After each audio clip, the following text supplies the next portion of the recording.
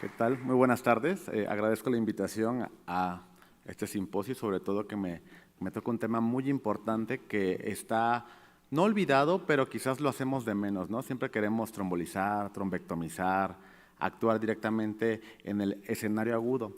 Pero este curso que está dirigido al primer nivel de atención es sumamente importante recalcar este tema y las estrategias que debemos tomar en la prevención primaria de la EBC.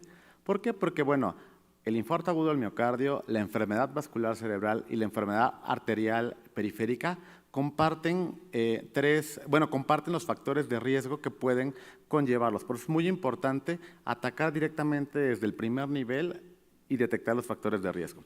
Bueno, como tal, los objetivos de aprendizaje, el primero es identificar los factores de riesgo modificables y no modificables para prevenir una EBC, estratificar la magnitud de cada uno de ellos para poder otorgar el tratamiento que requieren, porque recuerden que no hay mejor tratamiento que la prevención. Entonces vamos a empezar a hablar un poquito.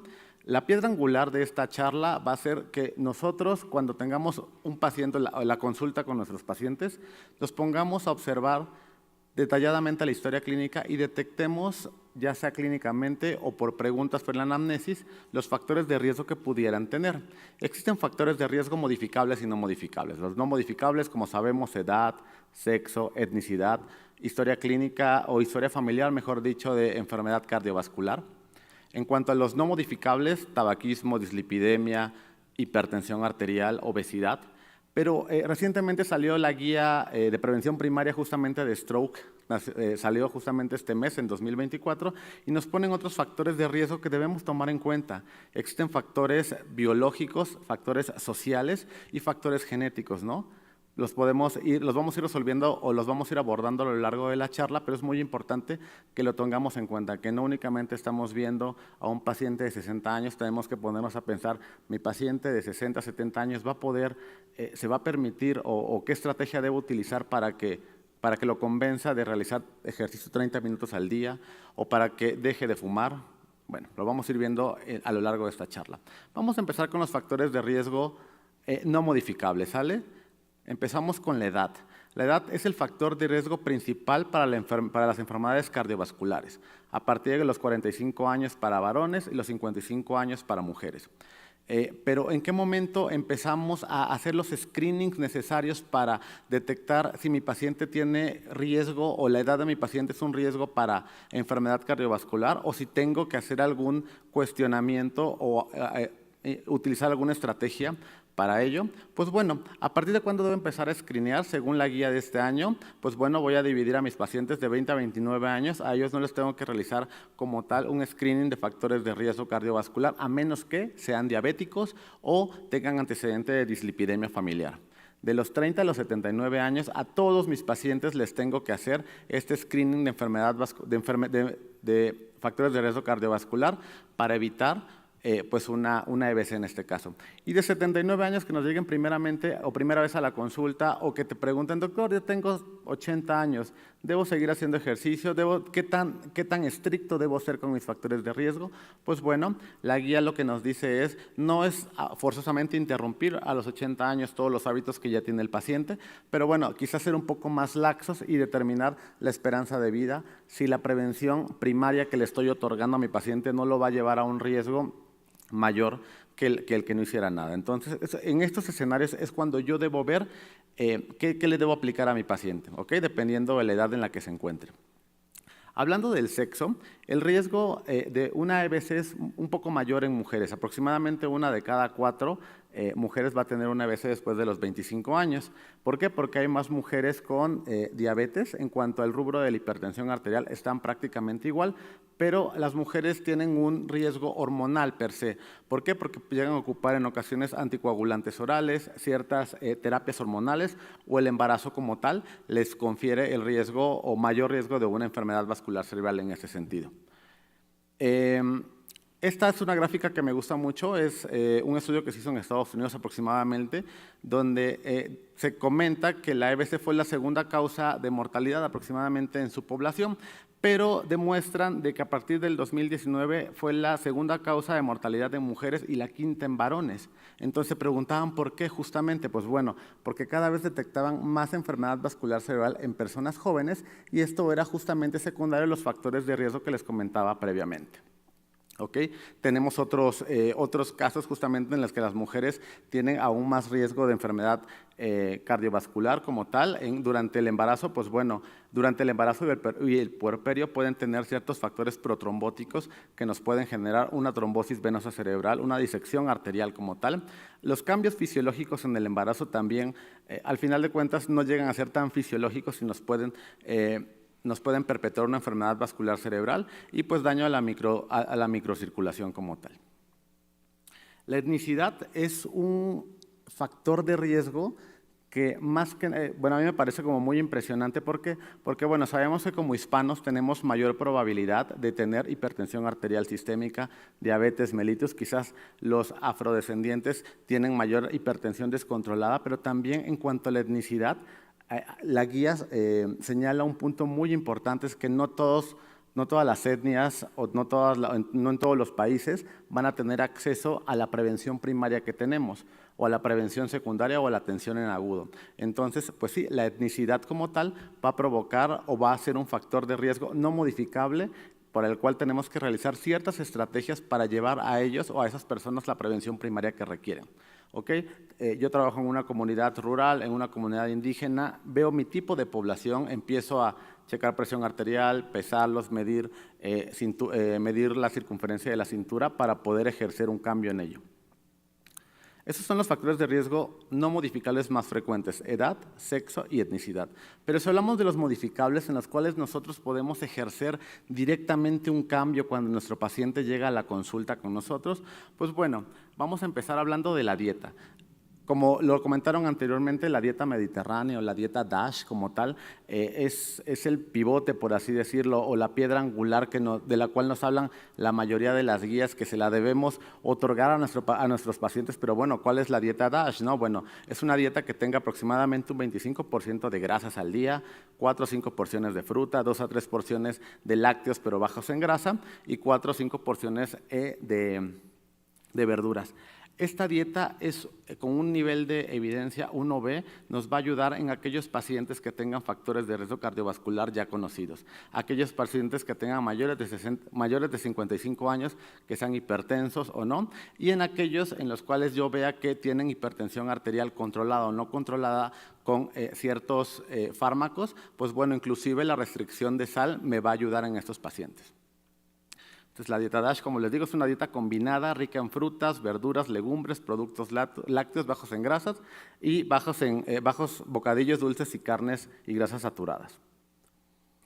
En la dieta DASH, que les comentaba previamente, había como una vertiente entre si se tenía que restringir o no el uso de sal y en cuánto tiempo o en cuántos gramos al día teníamos que restringirlos. Habían como muchos grupos de que decían, sí, tienes que restringirlo, no tienes que restringirlos. Se hizo varios estudios justamente observacionales en los cuales la dieta DASH per se sí nos va a disminuir el riesgo o los niveles de presión arterial sistólica y diastólica, pero si a esto le aunamos la reducción de 2.5 gramos o 3 gramos de sal al día, esto va a disminuir nuestro riesgo cardiovascular en cuanto a la presión arterial sistémica. ¿Qué tanto debe ser? Bueno, con cualquiera de las dietas, la reducción de ingesta de sal al final de cuentas se va a traducir en un mejor control de estos. La actividad física, nuestros pacientes nos dicen, ¿y cuánto debo hacer de ejercicio? No, doctor, yo camino a mi trabajo, pero bueno, es una rutina que ya la tiene establecida previamente. 150 minutos de ejercicio moderado a la semana o 75 minutos de ejercicio intenso a la semana es lo que deben hacer mis pacientes justamente para tener como tal el beneficio de la actividad física. Adultos con capacidad limitada, porque sí los podemos llegar a tener, sobre todo aquellos pacientes que tienen ya una discapacidad por una EBC, deben mantenerse siempre activos. ¿sale? O sea, siempre procurar la rehabilitación física temprana en ellos y decirles, no, o sea, usted tiene que reintegrarse lo antes posible a sus actividades normales. ¿En qué nos van a ayudar la actividad física? Pues bueno, va a tener efectos metabólicos, antiinflamatorios, homeostáticos, que no es mi intención como tal comentarlos todos, pero bueno, para que tengamos mayor evidencia y mayor certeza y decirle a nuestros pacientes, si usted hace ese tipo de ejercicios dependiendo de justamente de su peso corporal, usted va a llegar a mejorar. Bueno, los eventos coronarios justamente son mucho menos frecuentes en aquellos pacientes que hacen ejercicio rutinario. Por ejemplo, en este estudio eran aproximadamente de 5.159 pacientes de 40 a 49 años, seguidos durante un promedio de casi 19 años. Algunos hicieron ejercicio moderado a intenso y algunos hacían nulo ejercicio. Entonces, en la población en la cual no hacían ejercicio como tal, se dieron cuenta de que llegaban a tener mayores enfermedades cardiovasculares e inclusive más severas que en el grupo en el que hacían ejercicio. Hablando del tabaquismo, es el segundo factor de riesgo modificable más importante en la EBC, sobre todo aterosclerosa. Y es muy fácil para nosotros preguntar, ¿usted fuma o no fuma, no? Y quizás es muy fácil como médicos juzgar y decir, pues deje de fumar. Pero no es tan sencillo como eso, doctores. Se debe otorgar al paciente una serie de herramientas y ejercicios y apoyo biopsicosocial para que pueda dejar esta parte. Vean la importancia de preguntar si el ejercicio es activo o pasivo, porque al final de cuentas va a terminar siendo prácticamente, provocando justamente la misma afección tanto para el paciente que ejerce el tabaquismo activo como el pasivo. El impacto, sobre todo en el tabaquismo, en el desarrollo de enfermedades cardiovasculares, yo sé que es siempre conocido, pero ¿qué hay que hacer para ello? Bueno, justamente el riesgo de muerte por consumo de cigarrillos va a seguir aumentando y sobre todo en el sexo femenino y pues los riesgos son prácticamente los mismos en ambos sexos, pero al final de cuentas sí puede ser un poco más frecuente en mujeres. Pero ¿qué le voy a ofrecer yo a mi paciente y no únicamente decir deje de fumar? Pues bueno, existen ciertas estrategias como tal, existen medicamentos y la terapia conductivo-conductual que le debemos acercar a nuestros pacientes para decirle o para apoyarlo a que deje este vicio como tal. El paciente lleva fumando 20 años, no lo va a dejar en un día ni en dos, entonces nuestro deber ser es otorgarle la información adecuada de que existen fármacos como los que les estoy mencionando y terapia conductivo-conductual para dejar este tipo de alteraciones. En cuanto a otro de los factores de riesgos modificables es la hipertensión arterial. Yo puedo ser hipertenso, pero si estoy controlado, porque estoy haciendo ejercicio o actividad física regular, tengo una dieta adecuada, puedo inclusive hasta dejar los antihipertensivos, estoy totalmente controlado.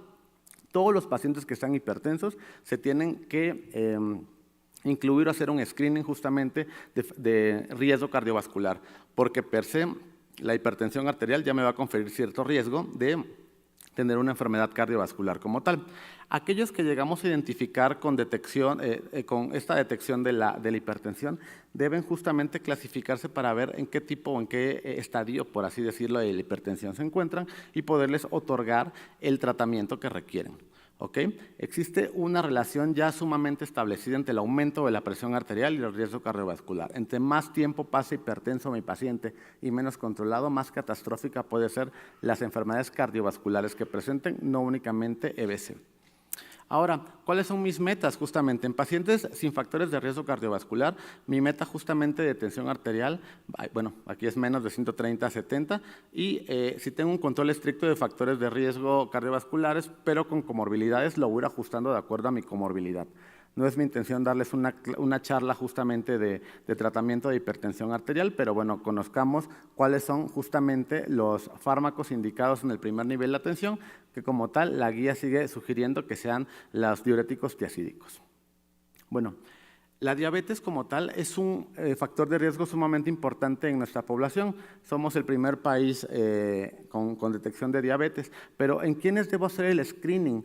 Porque muchas veces esperamos a que tenga algún determinado grado de edad para decir, bueno, a esta persona le voy a hacer el screening. Pero no, hay pautas muy bien establecidas como tal. ¿En quiénes se los debo hacer? En pacientes que tengan un familiar de primer grado con diabetes, en una raza o etnia justamente de alto riesgo, como somos nosotros los latinos o algunos nativos americanos, antecedente de EBC o toda paciente que tenga enfermedad vascular cerebral se le tiene que hacer, dislipidemia familiar, inactividad física, a ellos les tengo que hacer el screening, justamente por lo menos una glucosa en ayuno al azar para ver que no tengan justamente diabetes. Aquellos pacientes que tienen pues ya una hemoglobina glucosilada mayor de 5.7 tengo que estarlos testeando consecutivamente para que yo pueda detectar o ejercer las medidas necesarias que se requieran ante esta patología.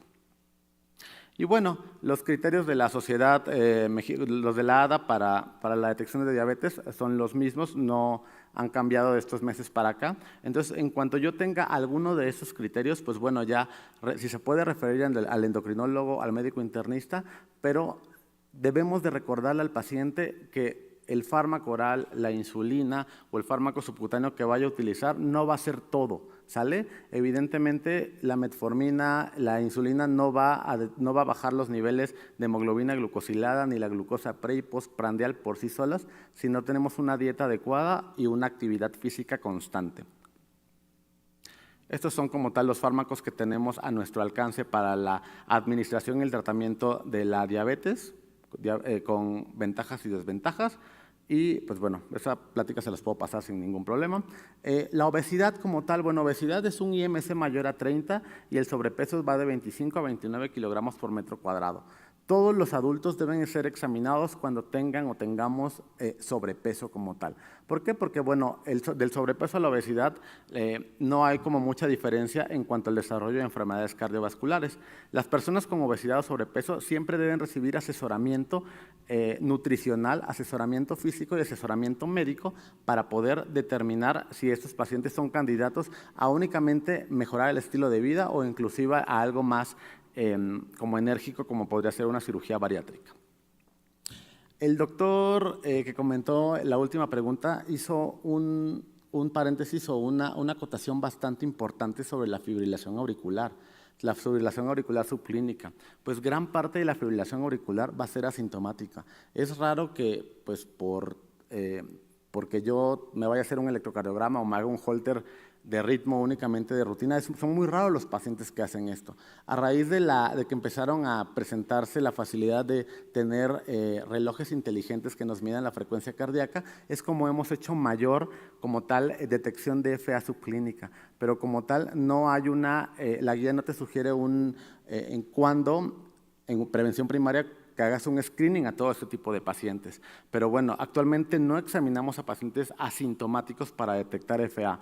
Pero bueno, si tienen al alcance un reloj inteligente que pueda hacer eso y te detecta la FA, al menos es un tema de discusión justamente si debo iniciar la terapia anticoagulante a mi paciente en un escenario asintomático que tenga un CHAS-VASc disminuido o un CHAS-VASc bajo, ¿no? O sea, que no tenga tanta alteración. Hay diferentes escuelas, al menos siempre lo he discutido con algunos compañeros del hospital. Yo soy de la pauta de, ok, tiene fibrilación auricular, yo sí le otorgaría el tratamiento, que ya en este caso sería un anticoagulante oral, el que le toque de acuerdo a edad, peso o comorbilidad como tal, pero no hacemos un screening como tal de fibrilación auricular a todos, es solamente si se detecta, ver si tiene riesgo de embolia como tal o riesgo de sangrado, dependiendo de la escala con la cual lo estemos midiendo.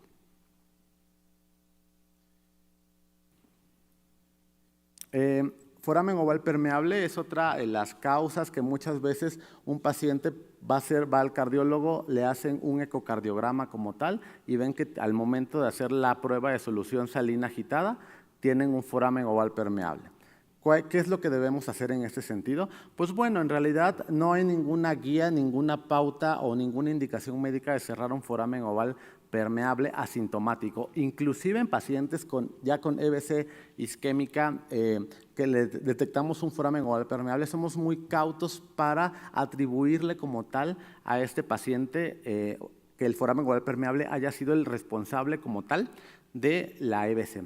Es mucho más probable que sean jóvenes, en ausencia de factores de riesgo cardiovasculares, que tengan infartos corticales como tal, pero si les llega un paciente a la consulta que su cardiólogo o por alguna razón se hizo un ecocardiograma y le encontraron un foramen oval permeable y le dicen, ¿me lo tengo que tratar? La respuesta es no, en ausencia de enfermedad vascular cerebral o alguna otra patología y sin un abordaje completo. ¿Okay? Foramen oval permeable sin infarto cerebral, básicamente no se sugiere cierre, es únicamente pues, vigilancia y justamente en caso de que llegue a presentar la EBC, no atribuírselo directamente a ellos, hay que hacer todo el protocolo de estudio. Y esta parte que me pareció muy interesante de la guía que les digo que 2024 que salió, en la enfermedad carotídea asintomática. La enfermedad carotídea asintomática, ¿qué es esto? Aquel paciente que se hizo por alguna razón, estudio, screening, lo que sea, un Doppler de vasos de cuello o una angiotomografía y descubren que tiene placas de ateroma en las carótidas. ¿Se deben tratar? ¿No se deben tratar? ¿Las debo observar o no? Pues bueno, justamente en pacientes asintomáticos como tal, que se hayan hecho ese screening, no se sugiere como tal el tratamiento si no tuvieron una EBC. Evidentemente, si el paciente tiene factores de riesgo cardiovascular como hipertensión, dislipidemia, obesidad, uno tiene que atacar o darle el mejor tratamiento médico antes de decidir justamente el tratamiento de la misma. Y bueno, si el paciente tiene una EBC y se lo voy a atribuir justamente a la enfermedad carotídea, ahí ya no sería prevención primaria, ya sería prevención secundaria, quizás se valoraría tratar la estenosis carotídea dependiendo del porcentaje y las características de las placas que puede llegar a tener. Y ahora, antiplaquetarios en el uso, antiplaquetarios como prevención primaria, pues la verdad no se encuentran como tal descritos o no hay alguna utilidad sin un sustento clínico, sin un sustento fisiopatológico per se. Ya no está recomendable o ya no es normal decir voy a tomar aspirina, nada más porque sí o para prevenir como tal un infarto. En realidad, si no tenemos un sustento, no lo debemos otorgar. Existen diferentes herramientas para la estratificación del riesgo cardiovascular. Existen diferentes calculadoras ya directamente en Internet con las cuales ustedes pueden descargar la aplicación y calcular como tal el riesgo de sus pacientes. Nosotros en el instituto ocupamos esta, que es el Stroke Riskometer, para ver cuál es el riesgo de que un paciente en teoría sano o dependiendo de los factores de riesgo cardiovascular pueda presentar una EBC en cualquiera de sus presentaciones. Como conclusiones, la manera más importante para prevenir la enfermedad aterosclerótica cardiovascular es a través de un estilo de vida sano. Los adultos de entre 40 y 75 años que son evaluados para prevención de una EBC deben ser sometidos a un cálculo de riesgo. Una adecuada dieta, ejercicio y control de DM, HAS, dislipidemia es la clave para reducir el riesgo cardiovascular. No existe un factor de riesgo cardiovascular que sea menos importante en su tratamiento y control, y la aspirina no tiene una indicación en la prevención primaria sin un sustento patológico. Si no hay preguntas, por mi parte es todo.